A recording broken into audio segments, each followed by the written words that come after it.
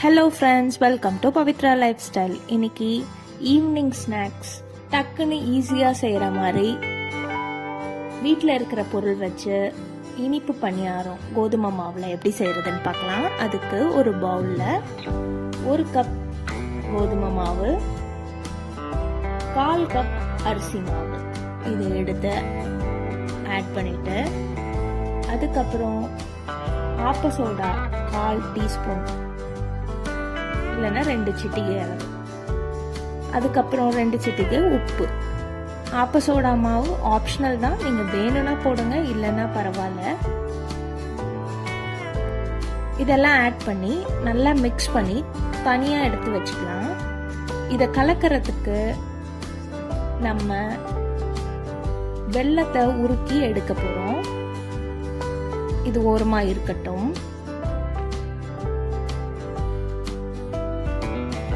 வெல்லம் பாகு செய்யறதுக்கு இன்னொரு பேன்ல 100 கிராம் வெல்லம் எடுத்திருக்கேன். அது கூடவே 1/4 கிளாஸ் தண்ணி ஆட் பண்ணிட்டு இதை நல்லா மெல்ட் பண்ணி எடுத்தா போதும். இதுக்கு எந்த பதமும் வரணும்னு அவசியம் இல்லை. நல்லா கம்ப்ளீட்டா அந்த வெல்லம் ஃபுல்லா மெல்ட் ஆகி வரணும், அது வரைக்கும் வெயிட் பண்ணலாம். மெல்ட் ஆகி வந்ததும் அதை அந்த மாவோட நம்ம மிக்ஸ் பண்ணிடலாம். உங்களுக்கு இந்த வெள்ளைப்பாகு நிறைய இருக்கிற மாதிரி தெரிஞ்சதுன்னா கொஞ்சம் கொஞ்சமா ஆட் பண்ணுங்க.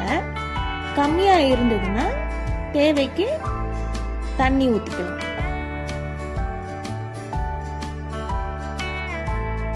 எனக்கு 1/4 கப் அளவுக்கு மட்டும் தண்ணி எக்ஸ்ட்ரா தேவைப்பட்டுச்சு. நான் தண்ணி ஆட் பண்ணி இந்த கன்சிஸ்டன்சிக்கு கொண்டு வந்துட்டேன்.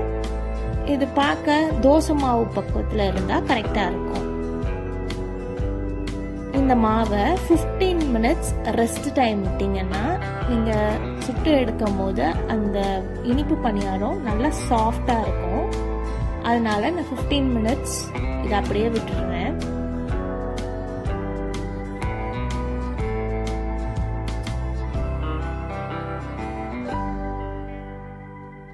நீங்க இந்த மாதிரி 15 மினிட்ஸ் ஊற வைக்கும் போது அந்த மாவு இன்னும் கொஞ்சம் கூட திக்காகும்.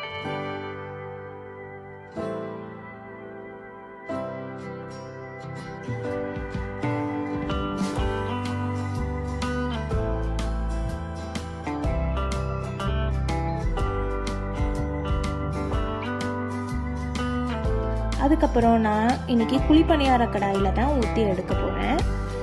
நீங்க வேணும்னா டைரக்டா ஆயில்ல இதை அப்படியே ஊற்றி கூட செய்யலாம்.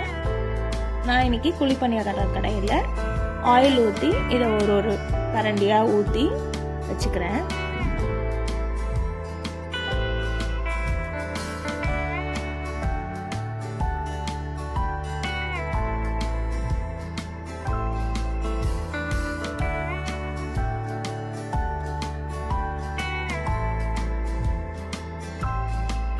இது நல்லா ஒரு பக்கம் வெந்ததும் இன்னொரு பக்கம் திருப்பி விட்டு நல்லா வேக வச்சு எடுத்துட்டோம்னா சூப்பரான இனிப்பு பணியாரம் ரெடி ஆயிடும். இது செய்ய ஹார்ட்லி ஒரு 20 மினிட்ஸ் இருந்தா போதும். வீட்லயே செஞ்சு ஈவினிங் டைம்ல நல்லா சாப்பிடலாம். உங்களுக்கு இந்த மிக்சரோட நீங்க வேணும்னா வாழைப்பழம் கூட இதுல ஆட் பண்ணி செய்யலாம். உங்களுக்கு அந்த டேஸ்ட் பிடிக்கும்னா வாழைப்பழத்தையும் அந்த மாவுல கலந்துக்கோங்க. நான் இன்னைக்கு ஆட் பண்ணல.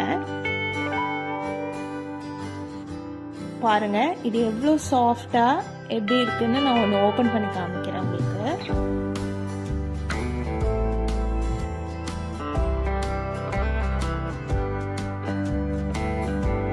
நல்லா பஞ்சு மாதிரி இருக்கு பாருங்க. சாப்பிட்டு பாத்தீங்கன்னா பயங்கர டேஸ்டா இருக்கும். ட்ரை பண்ணி பார்த்து எப்படி இருக்குன்னு சொல்லுங்க. இப்பதான் நம்ம சேனலை ஃபர்ஸ்ட் டைம் பாக்குறீங்கன்னா மறக்காம சப்ஸ்கிரைப் பண்ணிடுங்க. அடுத்த ஒரு வீடியோல நான் உங்களை பாக்குறேன். பாய் பாய்.